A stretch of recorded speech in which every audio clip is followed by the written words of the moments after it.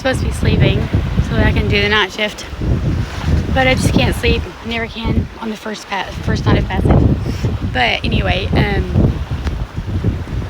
do y'all notice what you don't hear?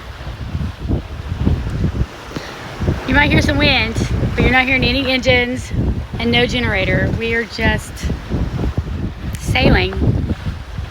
It's like the best part of this life is when you can just put up the sails. No engine, no generator, no noise, just the wind and the waves. Yeah. It's one of the reasons I can't sleep is because I don't get this bit often enough.